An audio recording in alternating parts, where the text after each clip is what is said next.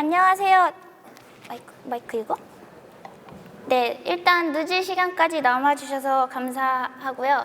네, 제 목소리 원래 이러니까 너무 신경 쓰지 마시고요. 이제 끝날 때쯤 되면 되게 익숙해질 거예요.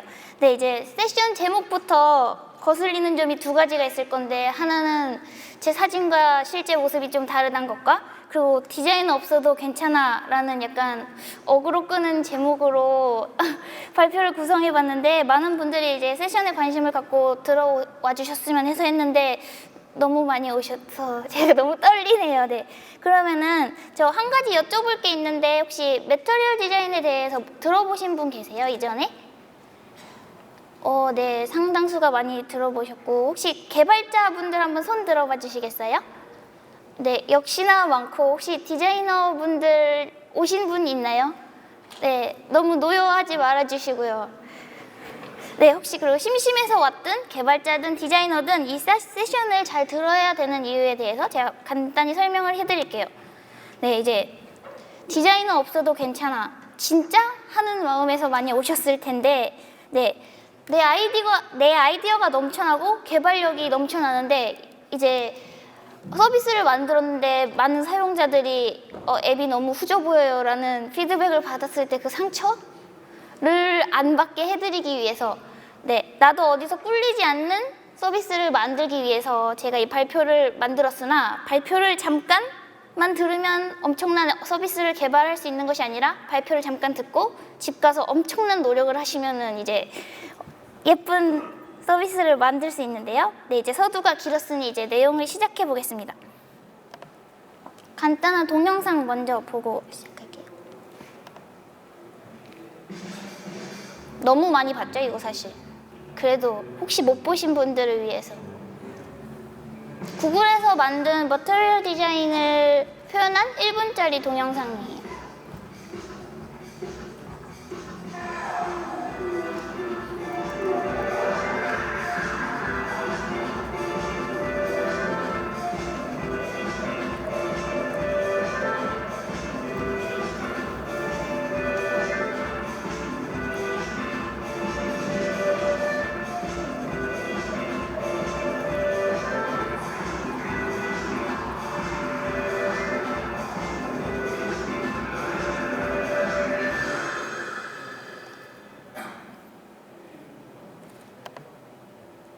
네, 이제 머터리얼 디자인이란 구글에서 발표한 디자인 가이드, 사실 디자이너들은 이걸 디자인 철학이라고 얘기하는데요. 이 머터리얼 디자인이 탄생된 배경은 구글에서 안드로이드, 웹, 웨어러블 디바이스, 오토, TV 등 다양한 디바이스를 지원하는 서비스들을 출시했고 출시할 예정이라서 이 모든 디바이스와 서비스들을 통일성 있게 디자인할 수 있는 철학이 필요해서 머터리얼 디자인을 구글 디자인팀에서 개발하게 되었습니다. 네, 머터리얼 디자인은 명확하지만 복잡하지 않은 그런 디자인을 표방하는데요. 혹시 들어보셨는지 모르겠지만 스퀘어 모피즘이라고 맨 처음 앱들이 개발되면서 사실에 가깝게 디자인하는 사조가 유행을 했었는데, 그 이후에 그냥 간단하게 가자라는 플랫 디자인에서 조금 더 발전된 형태라고 보시면 됩니다. 네, 그래서 머터리얼 디자인은 종이랑 잉크라는 우리에게 친숙한 개념을 은유해서 만들었고요. 위계 질서를 암시하는, 종이가 종이 위에 쌓이는 것처럼 위계 질서들을 암시하는 다양한 컴포넌트들을 사용해서 만들어졌습니다.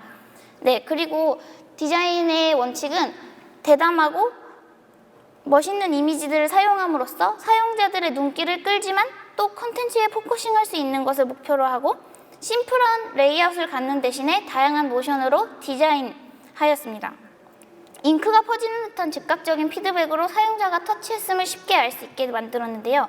어쨌거나 최종 목적은 모든 디바이스를 크로싱하는 디자인, 다양한 플랫폼을 쓰더라도 사용자가 아까 썼던 디바이스랑 똑같은 디자인이니까 익숙할 수 있도록 만들어졌습니다.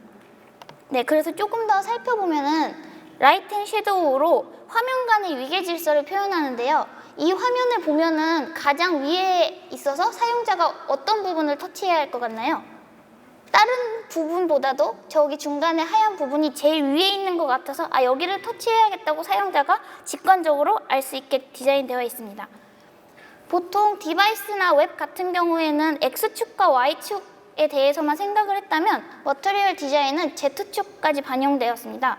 X축, Y축은 디바이스가 이렇게 누워있는 상태에서 종이를 쌓는다는 느낌으로 Z축이라는 개념을 만들었는데요. 그래서 좀 더 속성을 살펴보면은 쉽게 말해서 종이라고 표현할게요. 종이들 하나는 디바이스 안에서 1dp를 갖습니다. 왼쪽처럼 종이 한 장 한 장이 같은 두께로 1dp로 쌓이는 것이지 오른쪽처럼 다양한 두께로 쌓이지는 않습니다. 네, 그리고 이렇게 푹 하고 Z축이 낮아졌다, 높아졌다 자연스럽게 되고요. 그리고 하나의 종이는 합쳐졌다가 찢어지기도 합니다.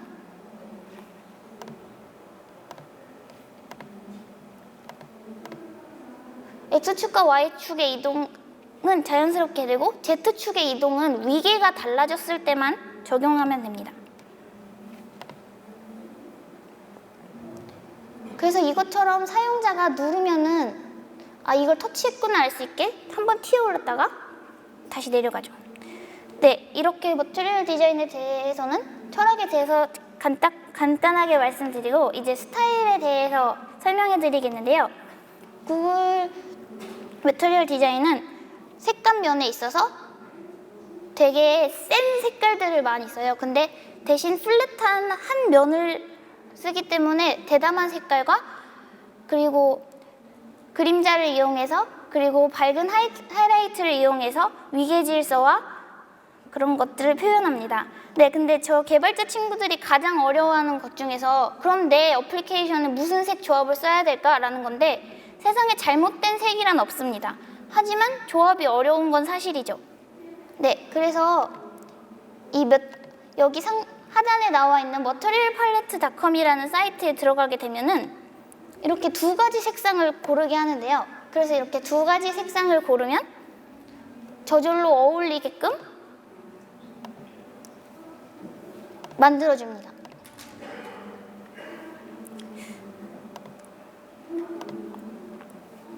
네, 그렇게 해서 저쪽에 보시는 컬러 팔레트 프리뷰에 나와 있는 컬러가 프라이머리 컬러라고 하는 컬러고요. 네, 이쪽에 보시면 잘 안 보이지만 그 자주색 컬러가 액센트 컬러라고 표현된 부분인데요. 프라이머리 컬러는 코드로는 저런 색깔 값으로는 저런 색깔 값을 갖고 있지만 500이라고 해서 그 디자인 가이드에 가면은 다양한 색들이 50부터 900까지 그리고 A100부터 A700까지 나와 있습니다. 그래서 디자인 팔레트에 보면은 여기 나와 있는 색은 전부 위계가 500인 색들이에요. 그래서 이거는 프라이머리 컬러라고 해서 이거를 기본으로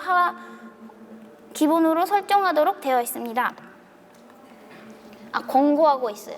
네, 그래서 프라이머리 컬러가 이렇게 나와 있고 저 상단에 스테이터스 바를 보시면은 여기서 700에 해당하는 값으로 설정을 하게 되어 있는데요. 설정을 권고하고 있습니다. 네, 그리고 오른쪽에 보시면은 타이틀로 해서 액센트로 여기를 지금 수정하고 있다는 활성화된 걸 표현해주고 있고요. 네, 그리고 혹시 들어보셨는지 모르겠지만 이 별표가 그려진 버튼이 플로팅 액션 버튼이라고 해서 제일 활성화시킬 수 있는 버튼이라서 나를 눌러줘 라는 것처럼 액센트 컬러로 표현되어 있습니다. 네, 그래서 이 컬러 가이드를 베스트 프랙티스라는 do, don't 하고 하지 말아야 되는 거를 공고하는 예제를 통해서 보면은 저희 보통 이제 링크 같은 경우에 파란색으로 표시되기 마련인데 이제 가이드에서는 링크 부분을 액센트 컬러로 표현하게 되어 있거든요.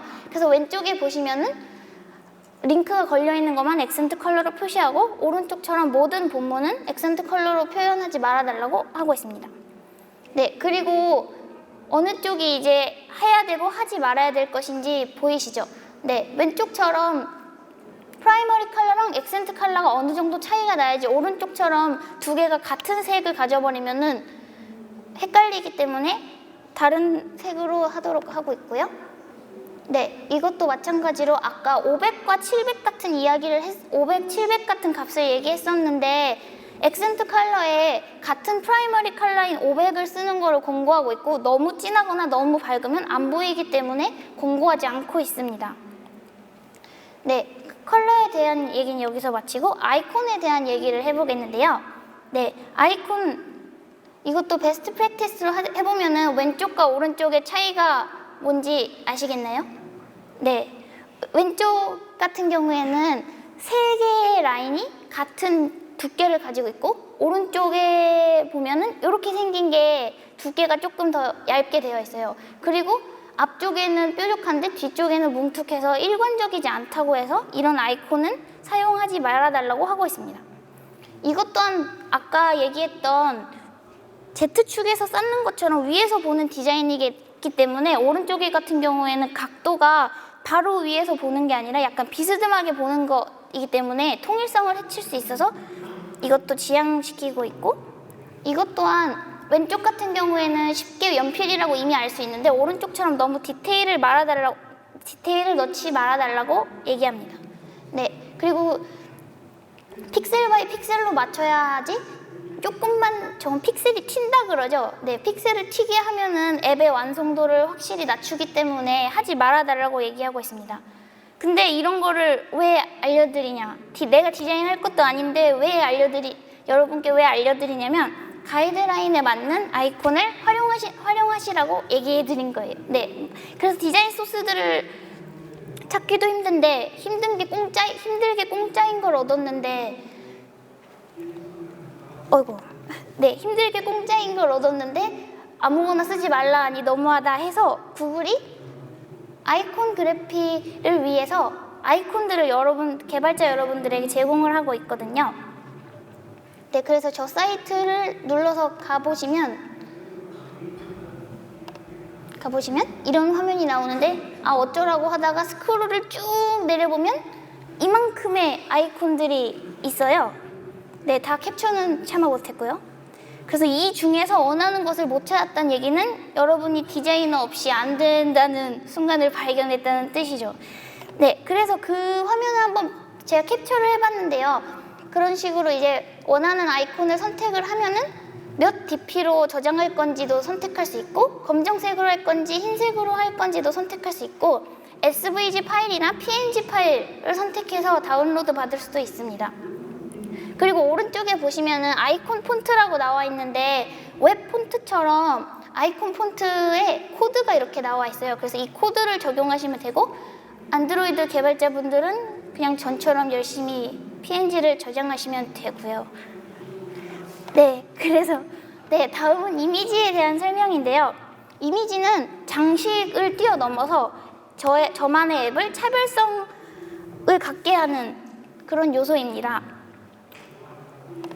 네, 그래서 이미지 사용에 대한 원칙을 보면은 개인적인 내용들과 연관되게 그리고 나타내려는 정보를 의미하는 이미지를 사용하고 사용자들 즐겁게 해줄 수 있는 이미지 이 부분이 좀 모호하죠. 네, 사용자가 보고 즐거울 수 있는 이미지를 사용해라. 컨텐츠에 어울리는 아름다운 이미지를 사용해라. 그리고 이미지와 컨텐츠에 몰입할 수 있게 만들어라. 다 약간 좀 모호해요. 네, 그래서 이거는 제가 일부러 잘라왔는데 아까 베스트 프랙티스처럼 왼쪽은 권고하는 사항이고 오른쪽은 하지 말아달라고 권고하지 않는 사항인데 보통 보면 오른쪽이 더 확실해 보여서 예쁘다고 생각하는데 이미지가 잘 안 보인다고 왼쪽을 좀 더 권고하고 있습니다. 그리고 이것은 왼쪽이 권고하고 오른쪽이 권고하지 않는 사항인데 이유는 왼쪽은 진짜 가죽 같고 오른쪽은 가짜 가죽 같아서 입니다. 네, 모호하죠. 왼쪽 같은 경우에는 이 분홍색에 집중이 돼서 뭘 말하는지 알겠다고 설명이 되어 있는데 여전히 뭘 말하는지는 잘 모르겠고 오른쪽은 너무 정신이 없어서 뭘 말하는지 모르겠다고 얘기하고 있습니다. 그래서 왼쪽은 사용하고 오른쪽은 사용하지 말아달라고 권고하는 이미지인데 네, 그래서 여기서 알 수 있는 건 사람뿐만 아니라 서비스도 결국 사진빨이라는 거. 그래서 어떤 식으로 도움을 드릴까 하다가 무료 저작권이 무료인 서비스들을 두 가지만 소개해드리겠는데요. 네, 전 여기서 돈 받지 않았어요. 그냥 무료 서비스라서 혹시 찍어 가실 분은 찍어 가셔도 되고, 제가 나중에 PT를 클라우드에 업로드하면은 여기 한번 들어가 보시길 바랄게요. 언스플래시라고 일주일에 한 번씩 새로운 사진 작가들이 직접 찍은 사진들이 올라와서 되게 퀄리티도 높고, 게다가 제일 좋은 건 프리, 저작권 프리라는 점이고요.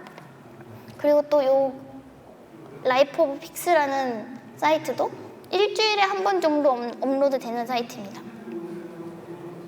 그리고 또 한 가지 좋은 점은 되게 고화질이라서 깨질 염려도 없어요. 네, 그러면은 다음 약간 타이포에 대한 얘기로 넘어가면은, 타이포 영어는 로보토, 그리고 한글은 노토라는 폰트를 쓰는데요. 구글에서 만든 분류가, 그 타이포에 대한 분류가 세 가지가 있어요. 첫 번째는 영어 계열, 그리고 톨, 댄스가 빽빽하다는 의미인데, 댄스가 우리나라 한글이랑 일본어랑 중국어가 여기에 해당되어 있는데요. 그래서 구글에서 이야기하는 다양한 가이드라인을 맞추기 위해서 영어는 6가지의 굵기가 있고, 그리고 한글은 7가지의 굵기가 있습니다. 네, 그래서 이렇게 한 화면에도 다양한 폰트들이 쓰이고 다양한 굵기, 크기들이 쓰이는데 언제 어떤 굵기와 크기를 써야 되냐라고 헷갈리는데, 이런 식으로 디스플레이 제일 큰 거에는 112SP를 써라, 바디에는 14SP를 써라, 이런 식으로 다 정해 두었습니다. 이걸 다 지키려면 참 까다롭겠네요. 네, 이제 다음 레이아웃. 네, 레이아웃을 간단히 설명해 드리면, 이 머터리얼 디자인은 결국 종이랑 잉크의 기반으로 한 디자인이기 때문에 그 레이아웃 같은 것도 프린트물이 베이스된 디자인인데요. 그래서 어떻게 처음 레이아웃을 짜야겠는지 모르겠다 싶으시면 디자인 가이드로 가서 다양한 레이아웃들을 보시면 됩니다. 네, 모바일 스트럭처, 타블렛 스트럭처, 그리고 데스크톱 스트럭처 등 다양한 기기에서 활용할 수 있는 레이아웃들을 제공합니다. 다음 벌써 컴포넌트 설명인데요. 제가 이렇게 갈수록 대충 하는 것 같다는 생각이 드는 건 기분 탓이에요. 네, 이 이유는 좀 이따 더 설명을 해드릴게요. 그래서 컴포넌트는 머터리얼 디자인을 구성하는 요소들이 있습니다. 그래서 디자인 가이드라인에 가보시면 이렇게나 많은 다양한 컴포넌트들에 대한 가이드라인이 나와 있습니다. 저는 오늘 그 중에 하나, 버튼만 설명할 건데요. 버튼은 3가지가 있는데, 플로팅 액션 버튼이랑 레이즈드 버튼이랑, 그리고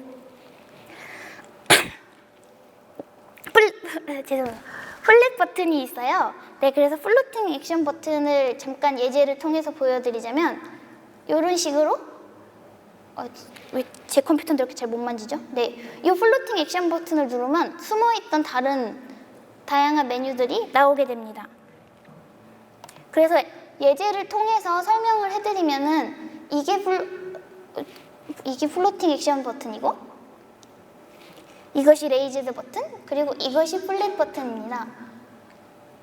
네, 그래서 플로팅 액션 버튼은 디스플레이 전체, 그리고 앱 전체에 1개 정도만을 사용하고, 그리고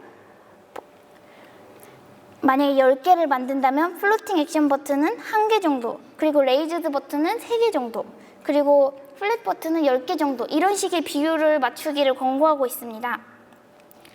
그래서 얘네 각각은 언제 쓰냐? 플로팅 액션 버튼은 아까 보여드린 것처럼 날 봐줘 하는 부분에 하나를 넣고요. 그리고 레이즈드 버튼은 이 두 번째 사진처럼 다양한 요소들이 있을 때 다양한 컨텐츠들 사이에 눈에 띌 수 있게 합니다. 그러면은 버튼이 눈에 띄어야지 플랫 버튼은 왜 눈에 안 띄게 저렇게 해둔 거냐 하면은, 플랫 버튼은 다이얼로그 화면에서 주로 쓰고, 그리고 버튼보다는 컨텐츠에 집중할 수 있게 해줍니다. 네, 그래서 한 가지 팁을 드리자면, 버튼을 만들 때는 반드시 대문자로 해주셔야 한다는 것. 벌써 패턴 설명입니다. 패턴도 이렇게나 많아요. 그래서 저는 그 중에 내비게이션 드로어만 간단히 설명드리면, 내비게이션 드로어는 왜 안 넣었지, PT에? 네. 이 화면에서 안드로이드 화면, 너무 안드로이드 얘기만 하는 것 같아서 웹 개발자분들에게는 죄송하고요. 네, 그래서 안드로이드 화면에서 이렇게 속삼자인 버튼을 누르면은 이런 식으로 다른 것들을 설정할 수 있는 목록 버튼이 나옵니다. 근데 이렇게 패턴에 대해서도 간단히 소개를 해드리지만 실제로 개발자들이 개발해야 될 부분은 굉장히 많아요.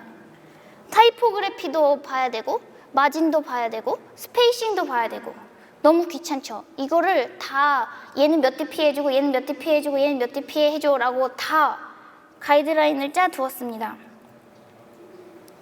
디자인 패턴에 대한 설명 벌써 끝인데요. 점점 대충 하는 것 같으면 정말 기분 탓이고요.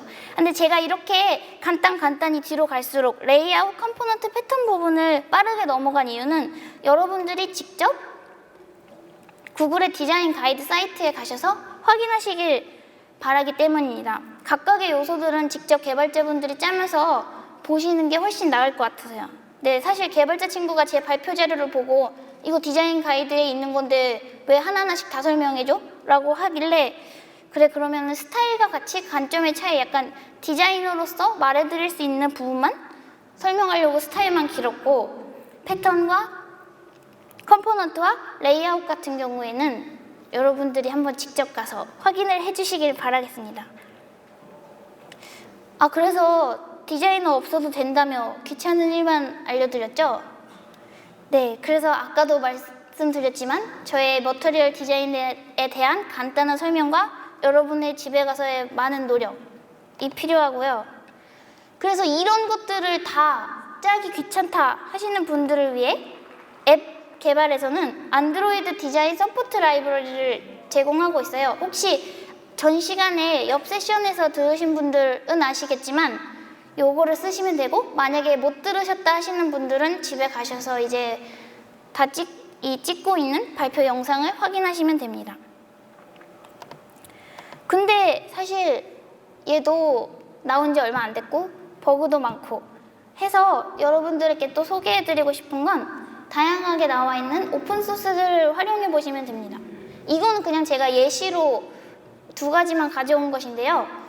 이 가이드라인을 다 내가 직접 짜지 않고서도 이미 다른 훌륭한 분들이 개발해 주신 것들을 활용하면은 훨씬 더 좋은 서비스를 만들 수 있겠죠. 그래서 너무 안드로이드 얘기만 해서 웹도 딱 하나 가져왔는데 이 사이트도 나중에 한번 들어가 보시길 바랄게요. 캡처 좀. 네, 그래서 좋은 디자인을 만드는 것, 가장 좋은 방법은 이미 나와 있는 서비스를 좀 따라해보는 것이라고 생각해서 구글 머터리얼 디자인 어워드를 수상한 서비스들을 정리한 동영상을 가져와 봤어요.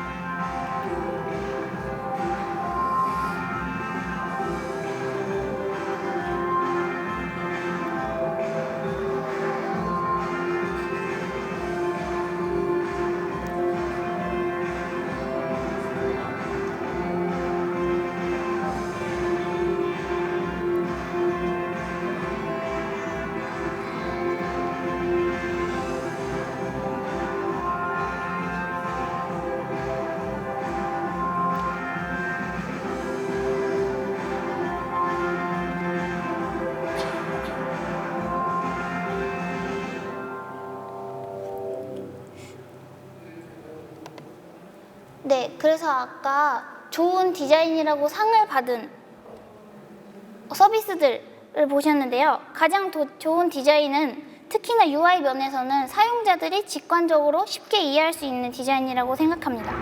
네, 그래서 구글의 가이드라인을 따르는지 안 따르는지는 여러분의 몫이지만 가이드라인을 따른다면 여러분의 디자인 고민과 그리고 사용자의 더 좋은 서비스 경험을 만들 수 있고, 이거 제가 좋아하는 미국 드라마 실리콘밸리의 유행어인데 아무도 안 웃으셔서 아무도 안 보신 걸로. 네, 그렇게 해서 이렇게 세션을 마치겠습니다. 네, 발표 들어주셔서 감사합니다.